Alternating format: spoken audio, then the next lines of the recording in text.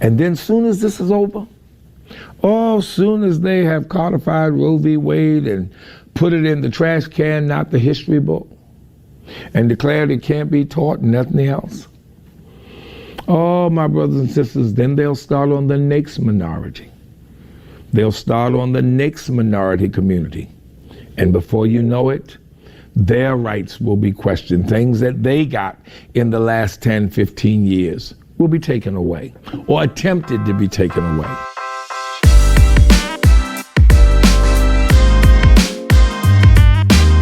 Ladies and gentlemen, welcome back to Black and Blurred. Thank you for tuning into this video on YouTube. Hi. That's Darren. That's me. I'm Brandon. Guys, we are going to be perusing through the internets here. We want to do more of this. We want to bring you more content. First, could you do us a favor as we are trying to make our presence more known here on YouTube? Could you do us a favor and like this video? Could you subscribe to the channel if you have not? Could you leave a comment as we tell you to interact with the video? Please interact.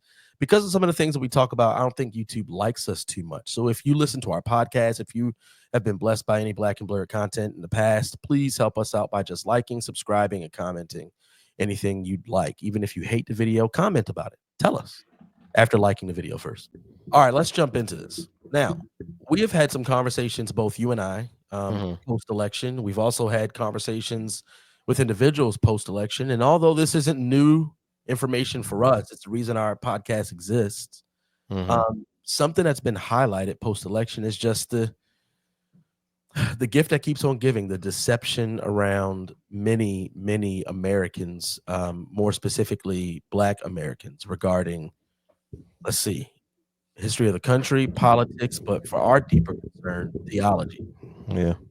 There are many Black Americans who call themselves Christians, yet willingly and gleefully go against what the Lord hates.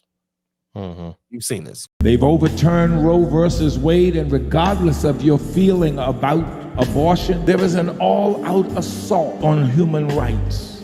Do you think they stopping at Roe v. Wade? This is an open door. The decision opens the door for someone to put forth a case that will restrict or can restrict gay marriage. Oh, now they're coming after marriage equality. Interracial marriage, contraception, in vitro fertilization. They're going to come after affirmative action in the fall. Voting rights. Then they're going to come after Civil Rights Act of 64. And religious freedom. First, reproductive rights, then voting rights, then civil rights, then human rights. This is just the beginning of a demonic agenda, and the church has to get in the gap. No constitutional precedent is safe. This decision is not about abortion. They are coming after one right today, but they will be coming after others tomorrow. It's disheartening.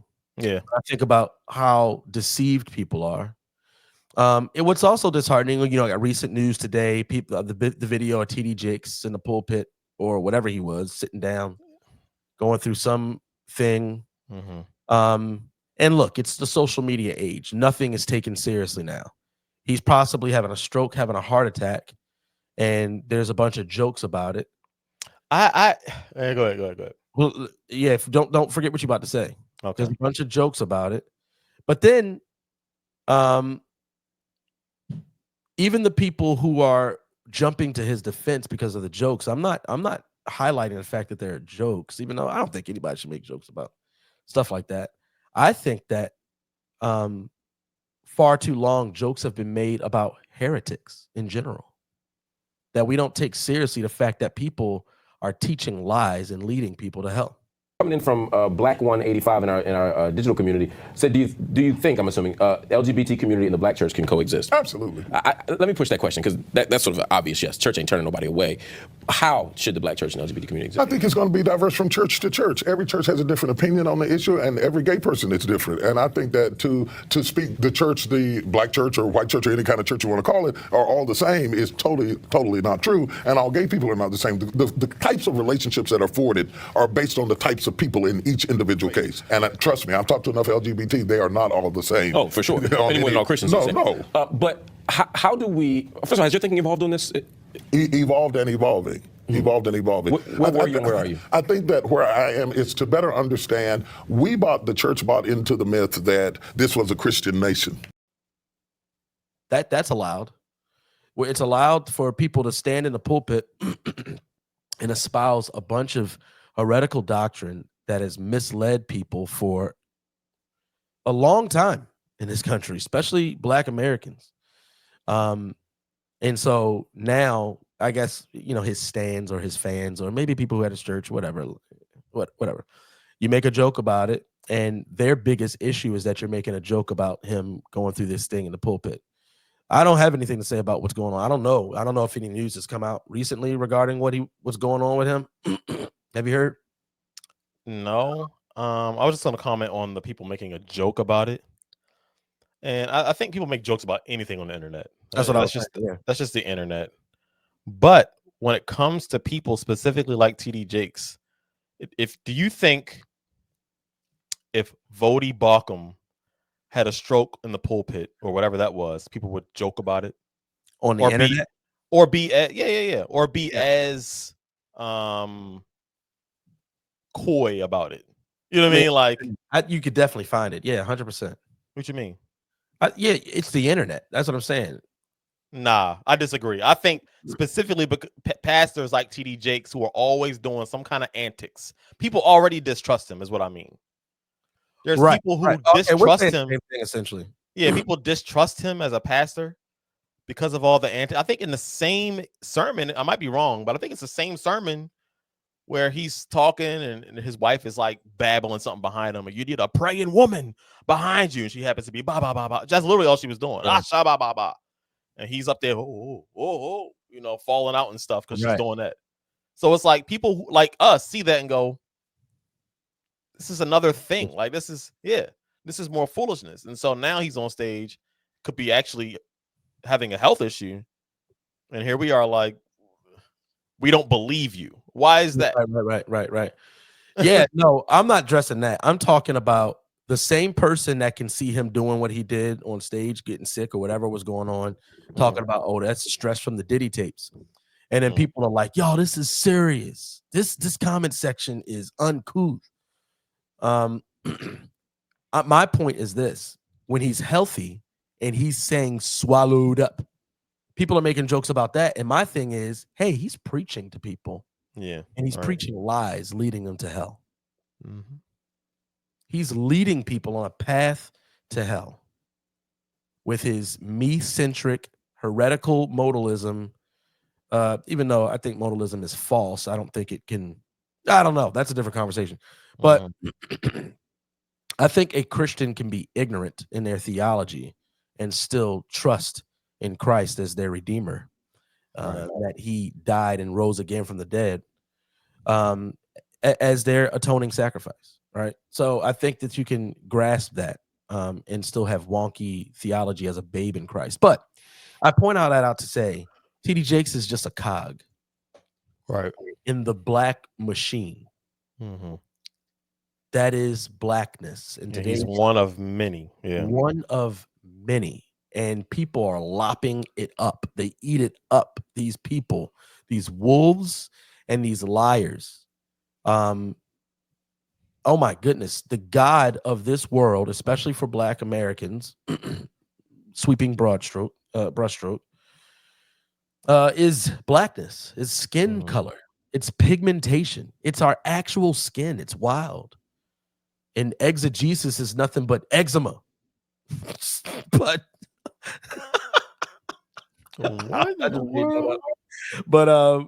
so I want to look at, as we're perplexed about these things, I want to look at a video. This video. Background? Say again. So with my terrible background showing.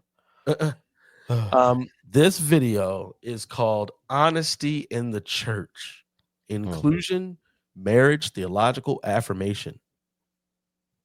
It's a Morehouse chapel discussion. When you think about Morehouse, you think about MLK. Who else you think about? Morehouse College? Yeah. I don't know. Now, he just went there. He did go there. Yeah. Yeah, that's it. Yeah. He went to Morehouse, but Raphael Warnock did too. So did Jamal Bryant. Mm-hmm. You know? Now here's the thing. I think that let's just listen to this and let's comment on it. But I was about to address the fact that MLK did not have good theology. No. He didn't have good theology. That is made evident in his college papers. Now, a beloved brother of mine has made the comment saying, hey, that's just college. And I think that's a good argument. However, it's not sufficient because my professions, whether implicit or explicit, that I made in college that showed that I hated the Lord have been explicitly denounced in my life now. Mm-hmm. Not even specifically because I made them in college, just because I'm a different person. I'm a very different person. So I may have inadvertently just said the opposite of what, I was doing in college. And he has never renounced his stated beliefs when he was in college as a professed Christian, not believing in the divinity of Christ, not believing in the resurrection, these things. So, and there are a lot of Black Christians that don't know that, or also just not even concerned with it. So I want to listen a little bit to this conversation and let's see what they mean by honesty in the church. Talked a little bit about that with the young man who played football for my hometown and really was not happy, and now he's a math teacher. This is how you're supposed to act. This is who you're supposed to be. Conform to this. Let me start over real quick so people can get context. Muster up the strength to, first of all, adopt honesty. Because many of us come from religious traditions, denominations, households that have taught us this is how you're supposed to act. This is who you're supposed to be. I talked a little bit about that with the young man who played football for my hometown and really was not happy, and now he's a math teacher. This is how you're supposed to act. This is who you're supposed to be. Conform to this. You're supposed to be in a suit and tie. You're a man, right? Well, to take your hat off. Yeah, take your hat off. Open up the door for women, Pull up right? your pants. Pull your pants up. Tie your shoes. Yeah. So What are they saying? These are all bad things? yeah. That's what they're saying. How you conduct yourself as a normal human being today? Yeah. What should they be saying? Keep your hat on, pull your pants down. Yeah. Why do pants sag in the first place? Is it, they're making it seem like, let's just go based on his dashiki he's wearing over in Africa. We were enjoying life as Africans and walking around with our pants sagging as per the African tradition. Mm-hmm. And then as we were raided by white people, because that's the narrative, right? Our village was raided by white people and we were stolen and we were brought over here with our pants still sagging because that's all we know. And then we come over here to this country and here they are telling us to pull our pants up. How dare they? Mm-hmm. What? You kidding me? I've only heard 2 explanations for pants sagging. You've heard them? I think of one: prison, taking belts away. Yeah, you take belts away. Yeah, they're gay. Yeah. Or as a symbolic thing. Yeah. You let your cheeks show. Mm-hmm. Let's keep. But listen to the things he's deconstructing. He's deconstructing masculinity. Yeah. Caring Manners. for a woman. Yeah, manners. Opening the door. Yeah. This is what they're teaching at the Man College of Morehouse. Yikes. Let's keep going. Right, which is linked to this white toxic type of. There it is. That's interesting. This ideal that if you don't fit this mold, right, then you're criminal, or you're up to no good. Now, let me just point something out to you because it's sitting right over there. That's the What dean. is this? What is this board of heretics? Well, they're training heretics, it seems. They're destroying manhood. They've got a table full of young men in order to destroy their manhood. Isn't that beautiful? Hmm. So this is Dean. Oh man, I forget his name. Let me see. Dean Lawrence E. Carter. That's who's speaking now. Everybody look around at Waller and compare his hairstyle to the hairstyle next to him. Oh, yes, brother. Now, maybe you're too young to realize this, but when I came to Morehouse in 1979, it wouldn't have been unusual for a senior citizen to have looked over there and said, "Boy, why don't you comb your hair? Why don't you get a haircut?" And would have said to you, "Waller, Spelman is across the street. This is Morehouse College." Oh, Jesus. Said, I wish somebody would say something like that. He said. Now, I don't know if Morehouse has always had all black faculty and things like that, but is he talking about an older black man mentoring a younger black man? The irony is that all of them sitting down have their hair done, or they look presentable. They look presentable. Is that bad? Now we can't see the guy who's off screen, so I don't know what he looks like. Mm. But yeah, I mean, what exactly are you wanting them to do? Now, implicitly, I imagine I'm not going to finish that part of the clip. I want to skip through so we can get at least another soundbite from them. But what's implicitly being built into these guys is a hatred for whiteness. Yeah. See, all these things that y'all had to do all these years, combing your hair, putting belts in. It's been Whitey that's got you doing that.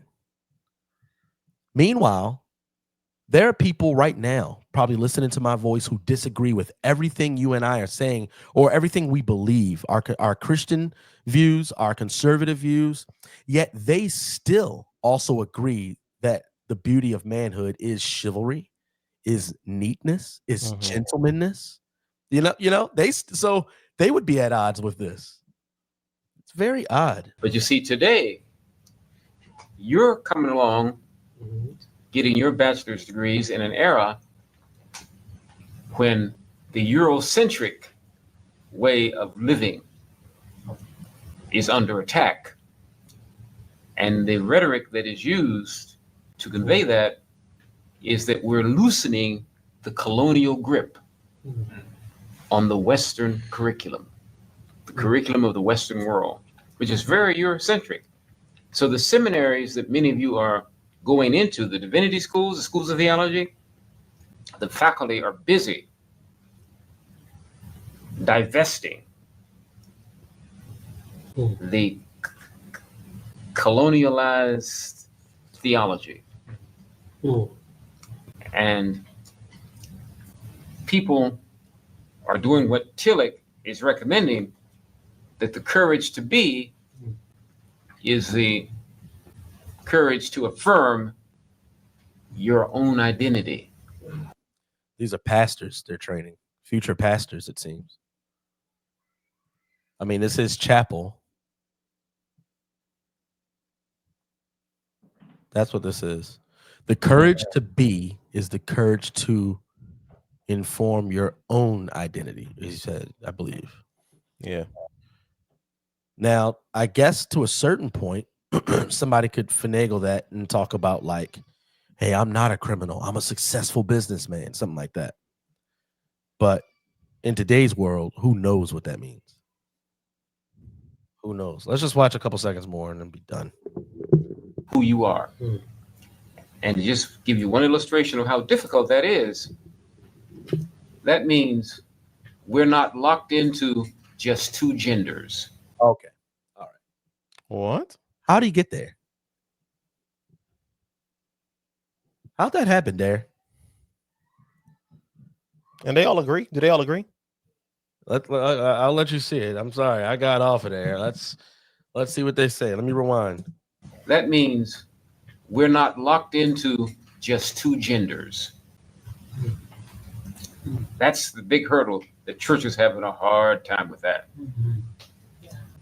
There are more than just two genders. And if you believe that that is the ironclad law, then what you're revealing is that you really don't have a very deep understanding or knowledge about human nature and What's the the guy at the human bottom species. Well, with what Mr. Dean has revealed is that he doesn't have a true understanding or knowledge of God. Right. And none of them seem to be concerned with that knowledge or understanding. You see what I'm saying? Yeah. Everything mentioned in that conversation. That's my first time watching that video. I only watched the intro and I said, well, this will be interesting to review. How did he get to the gender thing? And so I don't know. And it's really odd to see such older men do that. I mean, there had to be a lot of work done on him for the older generation to want to espouse that to younger black men, especially black older men. That's what I'm saying. That's so interesting to see. Yeah. That's not really a part of our culture in general. No, it's not. No, it's not. They're wearing the dashikis because I guess what it means to be black, the epitome of blackness is being African. Yeah. Which an African would look at your Americanness and say, you ain't black. But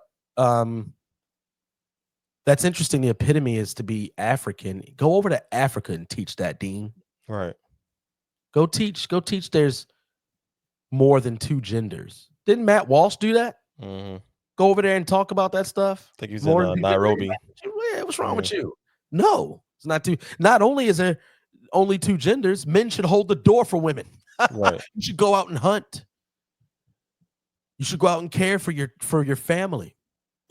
And here they are deconstructing the black man, destroying men.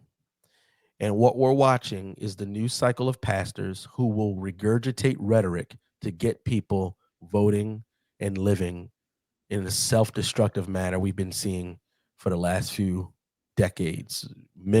For the last, where are we, 2024? 50 decades. 5 decades. I know math, even though it's racist. Charlie Kirk said he had to do some reflection on his own heart because he said at the surface, he's like, keep going. Like, you guys haven't learned. He was talking mostly about the election and politics. But he's one pundit that doesn't mind. I would say him and Michael Knowles. Don't mind talking about their faith. I don't think Matt Walsh does a good job at that. But no. Charlie Kirk said, I had to do some reflection because on the surface, I'm like, keep going. Like, keep not learning from your mistakes and keep pandering to just blacks and just Hispanics and immigrants, illegals, essentially. And you'll lose every single year. He was like, but while Republicans are winning in politics every single year, there's a percentage of people losing their souls every single year. Every time they get up there and tell lies, people are believing it and moving further and further away from God. Yeah. He says, so as we win these earthly elections, we're losing people in the kingdom. Right. Pastors. That's not to say that though Republicans win politically. No. Then they mean they win spiritually. There are a lot of laws. No, yeah. So what he was talking about specifically are the obvious lies, right, espoused by the Democratic platform. And he didn't care because politics, we were winning. Right. Exactly. Yeah. Exactly. Yeah. And so it's those obvious lies, like men can be women and women can be men. Yeah. There are more than two genders. You can kill your baby. Don't hold the door for women. Right. Impregnate them and then kill the baby. Yeah. That is our discipleship for today. Yeah. Disgusting. All right, well, yeah, we'll be done. We'll try to keep these videos coming. We'll look at some more things on the internet and see what's happening in the corners of quote unquote Black America, but then also just America in the church, because that's the quote unquote church that was represented in this video. Let us know your thoughts. Are we off base? Let us know your thoughts. Leave it in the comment. Again, help us out, like and subscribe if you haven't already. Thank you guys. See you in the next one.